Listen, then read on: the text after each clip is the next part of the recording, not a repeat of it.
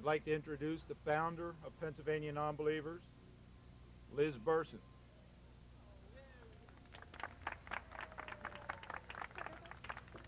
Hi, I'm Liz Burson. I'm the founder of the group. We started our Pennsylvania Nonbelievers group in 1998, and we're about between 300 and 400 strong right now, although they're not all here today. I wish they could have made it. It's bad timing for a lot of people who have to work during the week. Anyway, we have a group that meets once a month on the first Saturday of every month down in York. There's also a group that meets in Harrisburg, and if you're interested in being on our mailing list or attending any of our groups, let one of us know and we can set you up. But we are here for the National Day of Reason, and there's going to be a lot more information on the National Day of Reason coming after me. People are going to explain why we're here and why we wanted Ed Rendell to endorse our day. But from the National Day of Reason website, there is on their home page, it has Why a National Day of Reason, and it says, many who value the separation of church and state have sought an appropriate response to the federally funded National Day of Prayer, an annual abuse of the Constitution. Non-theistic Americans, including freethinkers, humanists, atheists, and agnostics, along with many traditionally religious allies, view such government-sanctioned sectarianism as unduly exclusionary. The goal of our effort is to celebrate reason, a concept all Americans can support, and to raise public awareness about the persistent threat to religious liberty posed by government intrusion into the private sphere of worship. So we wanted to start our day, and I think, Steve, are you going to speak after me? Yeah. Okay, and Steve Neubauer is also going to say a couple more words, and he's the president of our group. Go ahead, Steve. Thank you, Liz. Why have a celebration of reason? Why have it today? Does the building behind me look like a church? Does it look like a revival tent?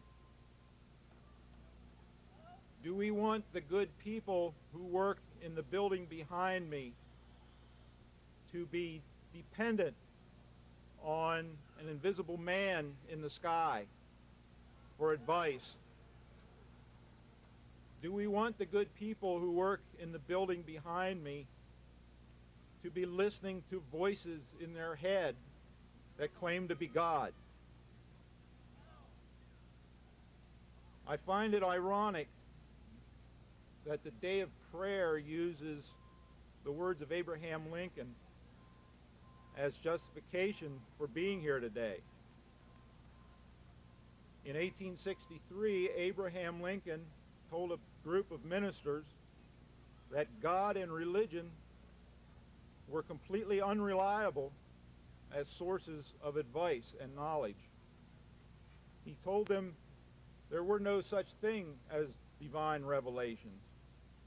He told them that he was getting advice on issues involving state from clergymen that was completely opposite to what other clergymen were telling him. He concluded that only reason and looking at the cold hard facts and thinking rationally will be of any value to anyone in government making government decisions.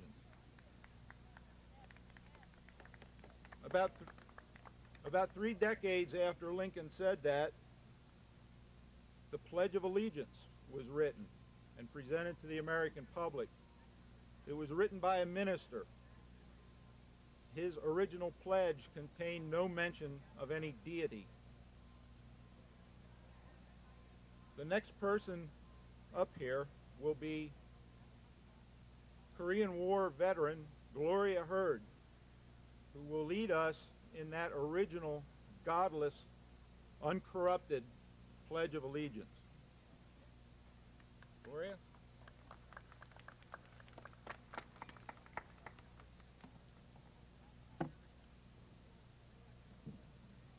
I pledge allegiance to the flag of the United States of America and to the republic for which it stands, one nation, indivisible, with liberty and justice for all.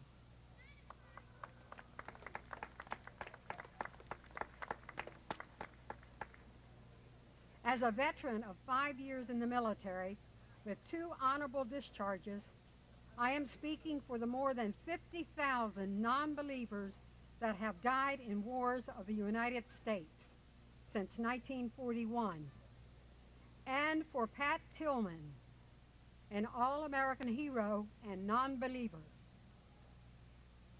The following is a poem about atheists in foxholes by Alice Shiver.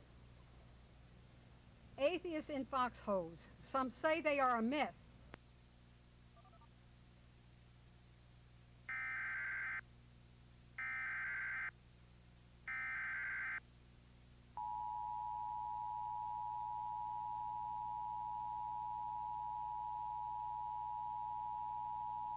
An emergency has been declared for this area. For emergency details, please move to channel 18.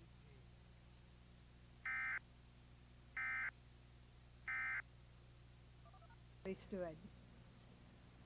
From the Marne to the Argonne, in trenches and tanks, they defeated the Germans. The whole world gave thanks. They were bombed at Pearl Harbor, fought on to Berlin. Many free-thinking women served along with the men. Still war keeps erupting, Iraq, Bosnia, and Kosovo. Where is the peace that eludes people so? It is broken by tyrants who bear crosses and creeds that overshadow reason with hate and cruel deeds. So atheists prevail until your work is complete. Mothers mourn, children cry, and bigots plan your defeat. By air, land, and sea, you answer freedom's call. Without God or faith, you seek liberty for all.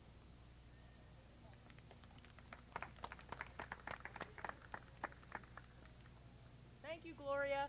Now we're going to have a song, This Land Is Your Land, by Woody Guthrie, led by one of our own, Dave Holt, from the Dave Holt Band.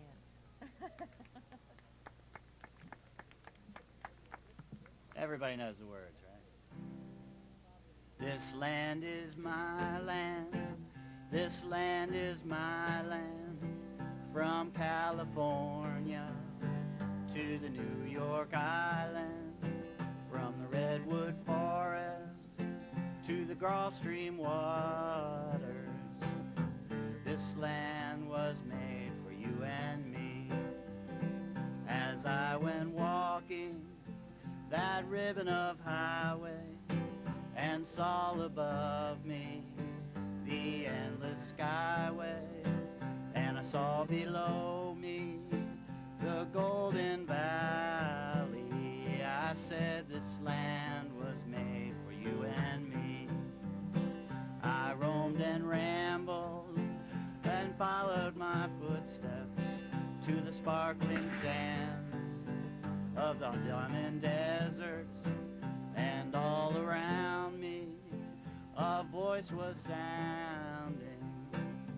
This land was made for you and me. Was a high wall there that tried to stop me. A sign was painted, private property, but on the backside it didn't say nothing. This land was made for you and me. When the sun came shining and I was strolling in the wheat fields waving and the dust clouds rolling, that voice was chanting as the fog was lifting. This land was made for you and me. On a bright sunny morning in the shadow of a steeple, by their office I saw my people, and they stood hungry and I stood wondering if this land was made for you and me.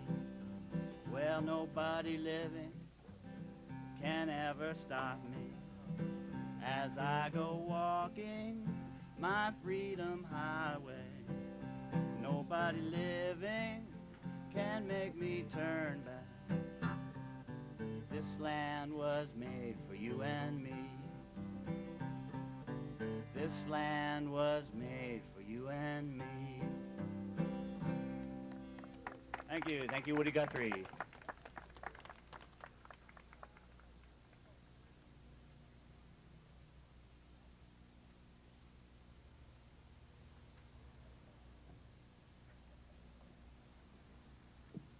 This is the press conference portion of our presentation.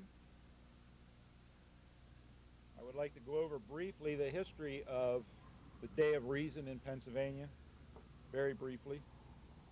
Last year we applied to the governor's office to have a Day of Reason proclamation. We were told 2 days before the proposed Day of Reason was to take place that we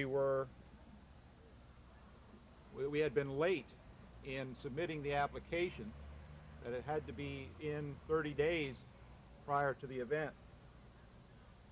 We were not told that earlier. We were told to submit the application for next year and it would be considered.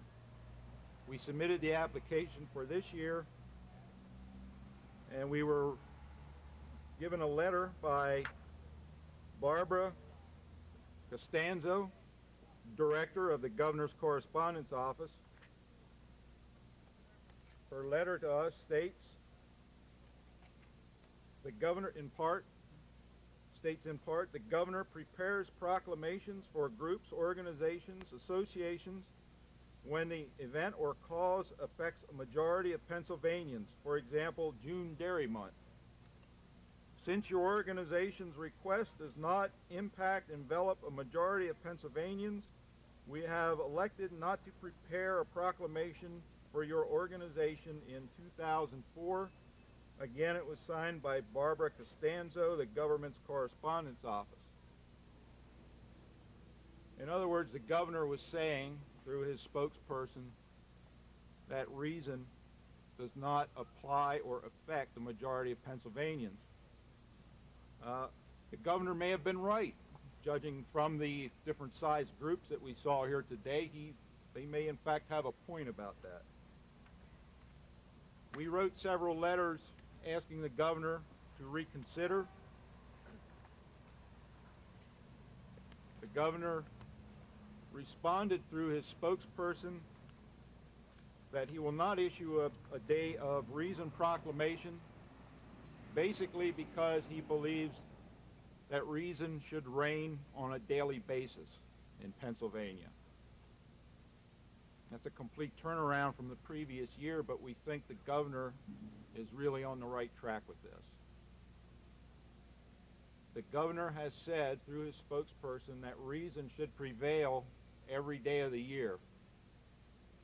We will set aside one day a year for prayer, but reason should prevail every day of the year. We agree with that. In fact, we are so pleased with that we have prepared to make Governor Ed Rendell an honorary member of Pennsylvania Nonbelievers for his recognition that reason should reign on a daily basis in Pennsylvania. And we have prepared a proclamation to that effect, which Carl is holding. We will be presenting that to the governor at our earliest opportunity. Along with that proclamation, Carl, did you want to read a few? Just read a few. If you don't Go mind. ahead. Let me just say that my name is Carl Silverman. I'm one of the capillary directors of Pennsylvania Nonbelievers. Let me just say that the bulk of the proclamation is essentially the verbiage that we asked the governor to approve on his proclamation, which we're hoping he would issue, regarding reason. And it's probably really the most important part of the proclamation, but we've handed that out, and I'm sure it'll be available. Anybody can go to our website. We'll try to post it on our website if it isn't already on there. But in addition to the paragraphs about the importance of reason, we also mentioned that whereas the Honorable Edward G. Rendell, Governor of the Commonwealth of Pennsylvania, has proclaimed through an official spokesperson that reason should reign on a daily basis, and whereas Governor Rendell